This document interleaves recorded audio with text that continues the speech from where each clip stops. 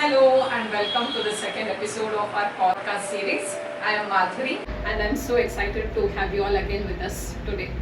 In our last episode, we had a fascinating conversation with Pooja Nakode, who is an expert acupressure therapist.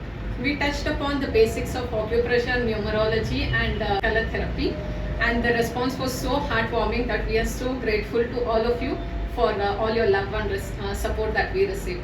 So again, today's session will be more about Pooja's journey so far, a little bit more about numerology and color therapy. Welcome to the show again, Pooja. So it is exciting to have our journey continue with you. Thank you so much. Thanks for the lovely introduction, and I'm glad that we had amazing response from previous episode. So every healer has a story of how they found their calling. So we'll understand from Pooja. So Pooja, can you take us back to those times when acupressure had a first impression on you and how it inspired you towards this healing modality? So yeah, I would love to talk about my journey. So initially it was very difficult.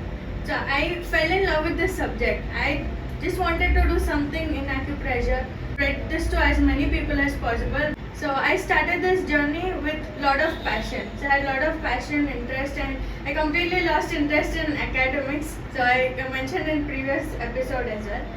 So my mission is to bridge the gap between ancient wisdom and modern transformation.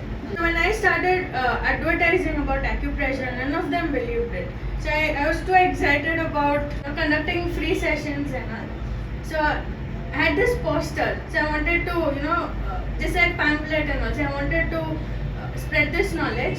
But the response I got from people was really bad. I still remember one shop where I told auntie, can I just put up this poster? She was like, ayo hoga ma inge idella in kelsa agate. So I got that kind of response and it was really difficult.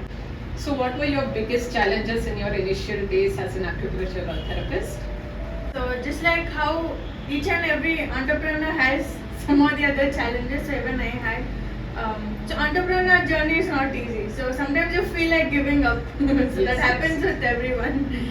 So initially when I felt like there were very few people who believed in this science. So I started treating my teachers, family members, and I think the way I started marketing was through word of mouth. So that's how it started, and many people expected the treatment to be done for free. None of them were like ready to pay. They're like, oh, we have to pay, so that kind of question came up. So initially I faced these challenges. So yes. So was there any moment when you doubted on your decision and you thought maybe this is not for me or something of that sort, and how did you handle it? Yes, initially I felt for some time, but then I never gave up. So I thought I had that confidence in me. So I could see that 5D vision of me doing something. So I had that level of confidence. But yeah, sometimes I felt like giving up. But yeah, that's how entrepreneur journey starts off. I love how honestly you're open in sharing all of this, because it gives an encouragement to others also, that even the experts will have the moments of confusion and doubts and challenges, and consistency and commitment is the key to success. So by the way, we are glad that you continued in this path, so that now we are getting to learn so many interesting facts and things about whatever you do. Yes, thank you. So for someone who is new, can you explain about numerology in simple terms for them to understand? Yeah, sure. Definitely. Yes. So numerology is interesting concept. We can predict few things, not as much as astrology, but yeah, we can understand few things about their personality, their thought process. It's all about understanding the vibration. So vibration, frequency, energy. So this is how we understand in numerology. So talking about each number, so this applies numerology and watch analysis as well. For example, so this is combination of numerology and watch analysis. So number 1 talks about sun. So we have so many planets, right? So each planet has a particular number. So 1 is sun, 2 is moon, 3 is Jupiter, 4 is Rahu, 5 is Mercury, 6 is Venus, 7 is Ketu, 8 is Saturn, 9 is Mars. So we have 9 planets.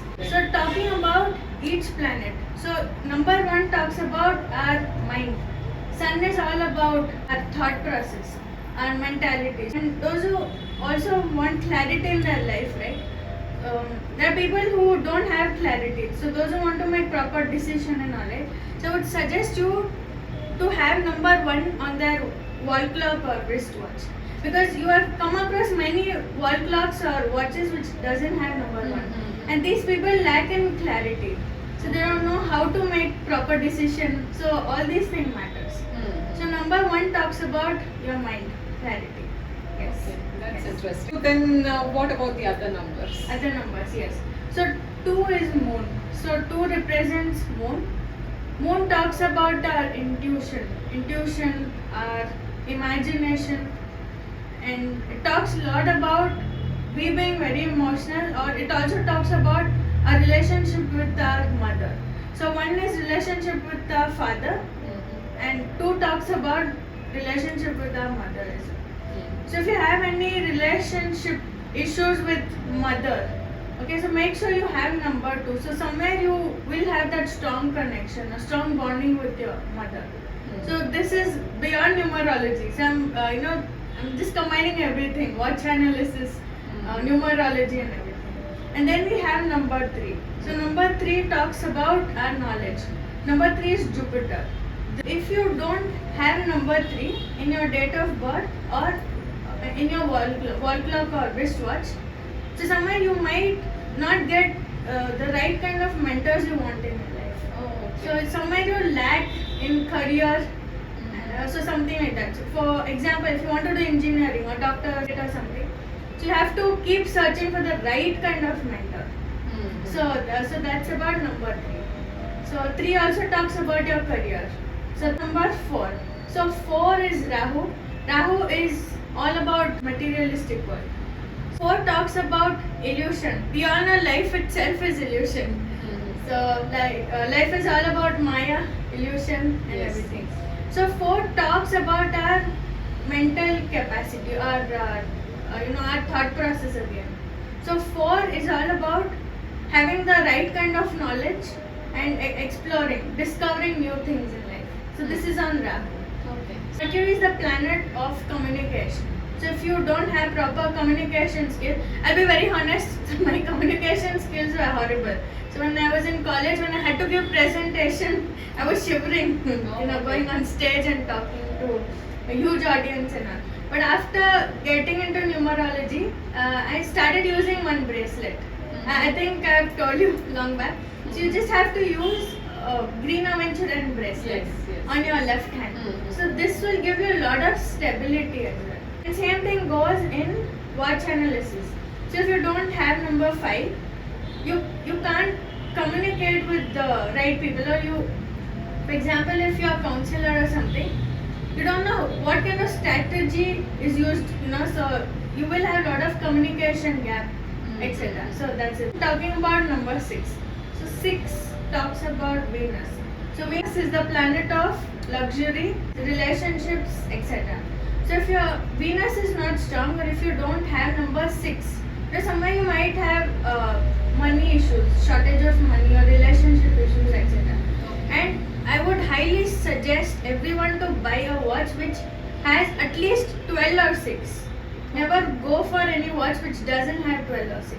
This will give a lot of relationship issues or money related issues. Chant Lakshmi Stotra on Fridays. Okay. This will strengthen your Venus. That's So- interesting. Yes. So now talking about Ketu. So Ketu is the planet of detachment. And this is number 7. Yeah, number 7. So when I say detachment, imagine a body without face. Okay, so you can't see anything, so there's no sensory organs, so there's no illusion. So you're getting attached to the spiritual world. So it's something like that. You might be interested in spirituality, meditation, philosophy, and everything. So this talks about number 7. I think as we all grow older, especially oldest people might have fear of death. So there's one mantra which says Anayasaya Maranam Vinadayana Jivanam Dehantena Sanidhyam Dehiya Parameshwaram. So whenever you have fear of death, detachment or something, you can always chant this. So those who have multiple 7, they might also have relationship issues. You know, especially after getting married. 77, 777, and then number 8. Many people have misconception of number 8 because number 8 talks about Saturn. Shani. Okay? No, so 8 is not danger for everybody. Okay, so it depends on your date of birth and overall analysis. So that's one thing. So 8 talks about your karma. So if you do good karma, obviously you attract good things.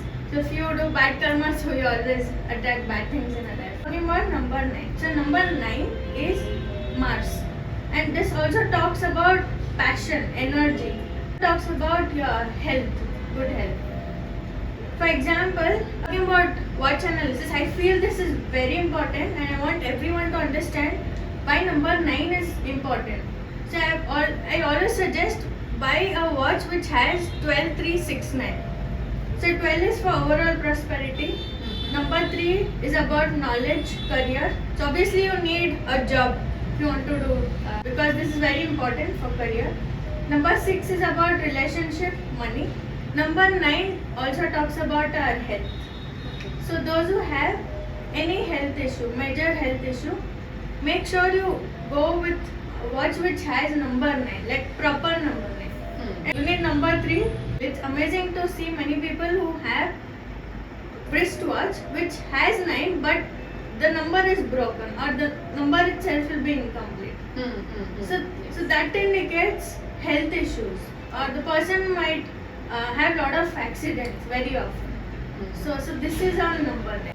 Oh, that's interesting. From what you've been talking, I see that numerology and watch analysis, they go hand in hand, right? Yes, Because I was yes. wondering how numbers we can use in our daily life, but having them in the watch itself will make a difference. Yeah. So Yes. how is it? They are interrelated with each other. Yes, Yes. definitely. Because since everything goes hand in hand, even graphology also. So there's lot of similarity in numerology, watch analysis, graphology.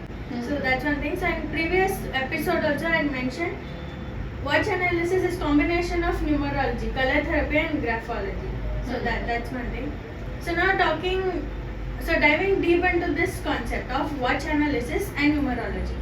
So watch analysis, so anything that you wear on your left or right hand, it's like a manifesting such frequencies in your life.